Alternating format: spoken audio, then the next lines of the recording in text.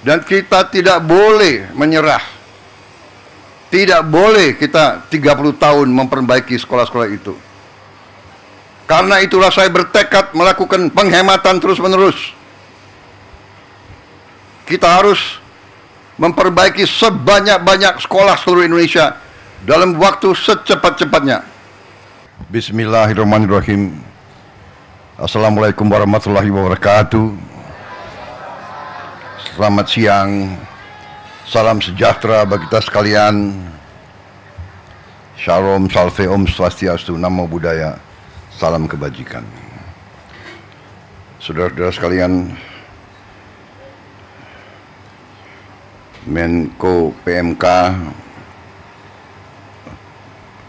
Menko Pembangunan Manusia dan Kebudayaan, Profesor Pratikno yang saya hormati, Menteri Pendidikan Dasar Menengah, Profesor Abdul Muti yang saya hormati, Kepala Staf Kepresidenan, Letnan Jenderal TNI Purnawirawan AM Putranto, Sekretaris Kabinet RI, Letnan Kolonel Infantri Teddy Indra Wijaya yang saya hormati, Wakil Menteri Dalam Negeri Ibu Ripka Haluk yang saya hormati, Wakil Menteri DG Komunikasi dan Digitalisasi Saudara Angga Raka Prabowo, Ketua Komisi 10 DPR RI Saudari Hetifah Saifuddin, Wali Kota Bogor yang saya hormati Saudara Dedi Abdurrahim, Kepala Sekolah Dasar Negeri 5 Cimahpar, Kota Bogor, Jawa Barat, Saudari Titin Sutini, para guru dan tenaga pengajar, anak-anakku, para siswa-siswi dari seluruh Indonesia yang hadir langsung maupun melalui video conference. Saudara-saudara pers media, serta seluruh hadirin undangan yang saya hormati, dan saudara-saudaraku yang mengikuti acara ini dimanapun saudara berada. Tentunya sebagai insan yang bertakwa, marilah kita tidak henti-hentinya memanjatkan puji syukur kehadirat Allah Subhanahu wa taala, Tuhan Maha Kuasa, Tuhan Maha Besar, yang memiliki sekalian alam, atas segala karunia, atas kesehatan yang masih diberikan kepada kita, sehingga kita dapat berkumpul hari ini untuk memperingati Hari Pendidikan Nasional 2025 pada tanggal 2 Mei saat ini. Kita mengerti semuanya bahwa pendidikan adalah jalan yang sangat menentukan bagi suatu kebangkitan, bagi kebangkitan suatu bangsa dan negara.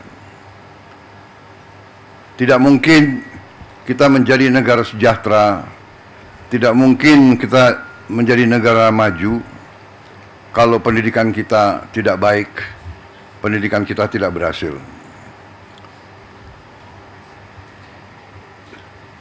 Pemerintah Republik Indonesia secara beruntun, dari pemerintah ke pemerintah, dari masa ke masa, selalu menempatkan pendidikan sebagai hal yang paling utama. Seluruh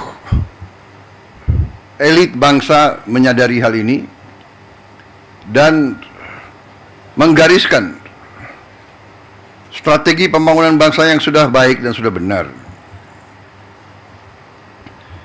Dibandingkan beberapa negara lain, negara kita menempatkan pendidikan sebagai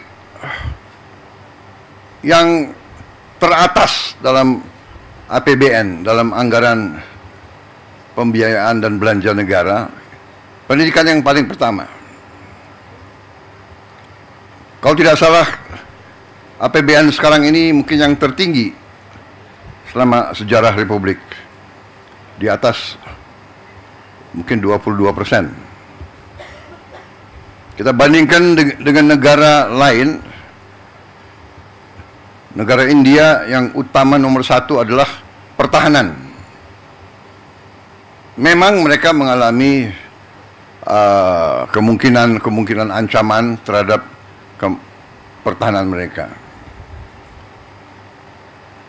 Kita bersyukur bahwa cukup lama berkat kepemimpinan presiden-presiden kita terdahulu, bangsa kita relatif mengalami berapa puluh tahun masa relatif damai. Memang ada berbagai krisis, berbagai gerakan separatis, tapi secara garis besar bangsa kita tidak mengalami perang besar mungkin sudah 60 tahun lebih. Kita bandingkan dengan negara Eropa, tempat lahirnya demokrasi, perang besar sekarang. Di Timur Tengah hampir tidak pernah berhenti perang. Di Palestina, di Gaza, di Suria, di Lebanon, di Irak, di Yaman, di Libya, di Sudan, sebut saja. Eritrea, Somalia, Chad, Mali, perang. Kita harus bersyukur. Untuk itulah masa sekarang karunia besar dari Yang Maha Kuasa, masa damai, keadaan damai, bukan buah yang jatuh dari pohon. Masa damai bukan sesuatu yang jatuh dari langit. Masa damai adalah upaya pemimpin, upaya pemerintah untuk menjaga keselamatan rakyatnya. Dan dalam masa damai ini, marilah kita semua unsur bangsa, marilah kita gunakan kesempatan ini untuk membangun negeri dengan kecerdasan, dengan kearifan, dengan hati yang bersih, dengan kejujuran, sehingga kita bisa membangun masa depan anak-anak dan cucu-cucu kita. Pendidikanlah yang menentukan apakah negara ini mau jadi negara miskin atau negara ini mau jadi negara yang baik untuk rakyatnya. Pendidikan yang menentukan. Pendidikan sudah dapat alokasi yang besar, tapi marilah kita waspada, mari kita jujur kepada diri kita sendiri. Tidak kita mencari kesalahan siapapun. Mari kita jujur kepada diri kita sendiri. Mari kita bertanya, apakah anggaran pendidikan yang begitu besar sudah bertahun-tahun sampai atau tidak kepada alamat yang harusnya ditujukan. Kita masih melihat tadi dan kita tahu begitu banyak sekolah-sekolah yang rusak. Padahal kalau kita buka-bukaan, anggarannya ada.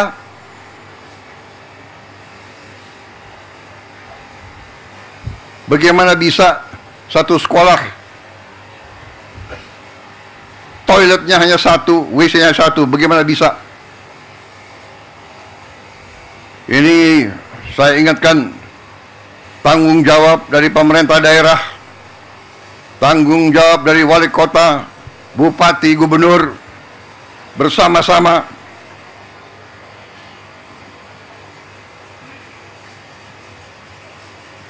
saya memang menetapkan anggaran, saya kira kalau dicek cukup besar untuk perbaikan sekolah-sekolah.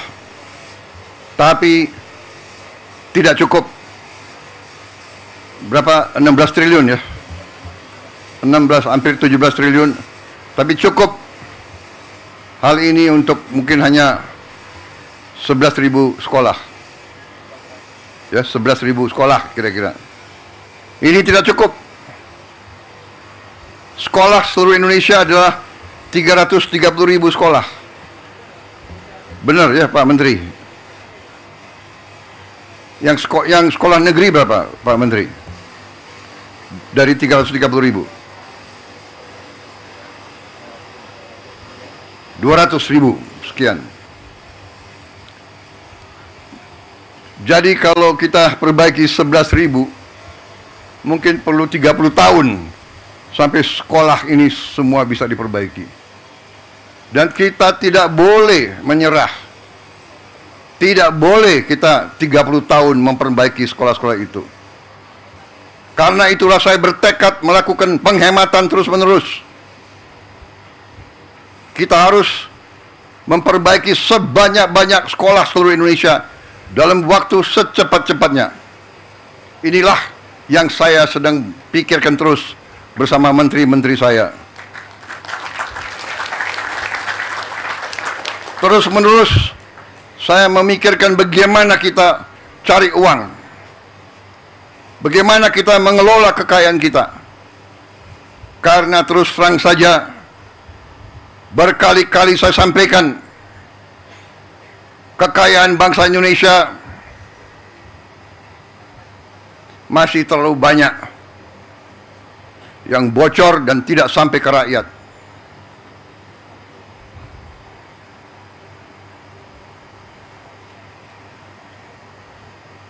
Terus-menerus saya himbau jajaran pemerintah, para pejabat, para birokrat, saya himbau terus,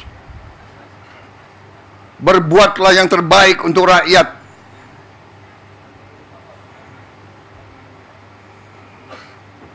Para pejabat, para birokrat diangkat,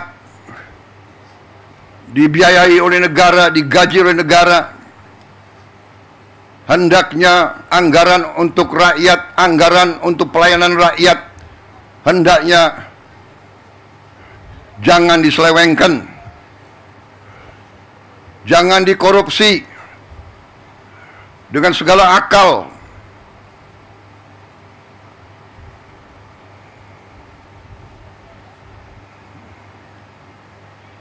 Saudara-saudara sekalian, begitu banyak kebijakan kita yang akan kita lakukan untuk memperbaiki keadaan kesejahteraan rakyat kita dan ASN kita dan guru-guru kita, pejabat-pejabat kita semuanya. Saya sedang merencanakan juga bagaimana menaikkan gaji para hakim kita, agar hakim kita nanti tidak bisa disogok, tidak bisa dibeli, sehingga hukum dilaksanakan dan ditegakkan dengan baik.